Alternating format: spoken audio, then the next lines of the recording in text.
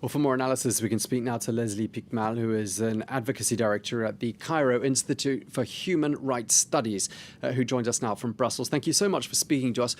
What is your understanding, first of all, as to why these protests are taking place?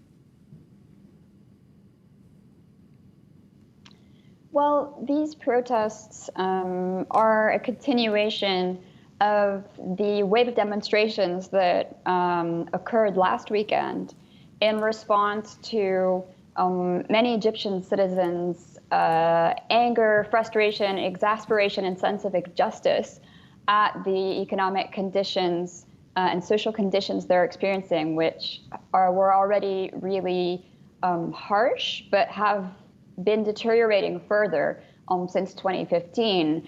And in that context, the news of credible allegations of massive corruption on the part of President Abdel Fattah el-Sisi and his close military advisors, the top of the military hierarchy, was basically the spark that that triggered the expression of this anger. And people began to demonstrate last weekend in several waves and in several cities across the country.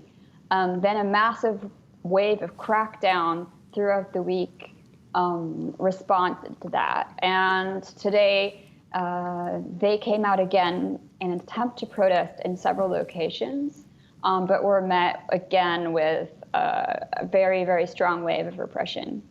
Yeah, I mean, street demonstrations have almost been completely silenced, haven't they, ever since President Sisi took office. And that means that people taking part in these protests are risking a huge amount, aren't they?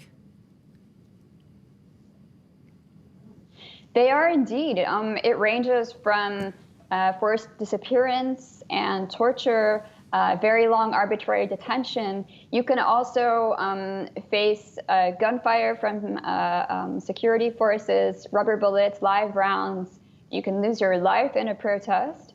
You can also effectively lose the rest of your livelihood if you are detained and prosecuted on a political basis for having exercised your right to freedom of expression and peaceful assembly.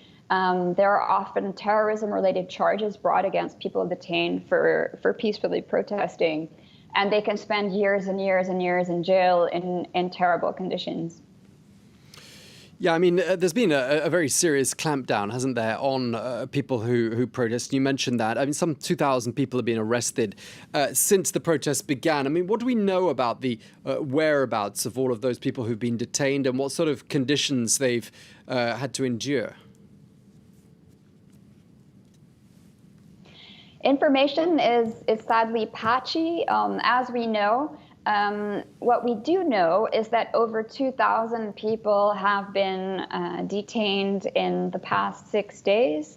Human rights lawyers on the ground have been struggling to document all of these cases. So the over 2,000 figure only represents the cases we have knowledge of. Several hundred have also been forcibly disappeared.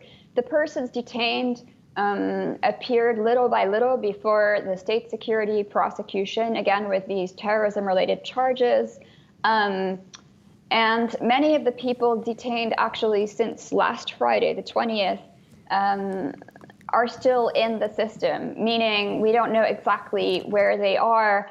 But it is known that several hundred were sent to illegal places of detention, in particular the barracks of the Central Security Forces, the Egyptian riot police, which are not, should not be used, legally speaking, to hold prisoners. Okay, we're going to have to leave it there. I'm so sorry to cut you off. Leslie Piquemal, Advocacy Director at the Cairo Institute for Human Rights Studies.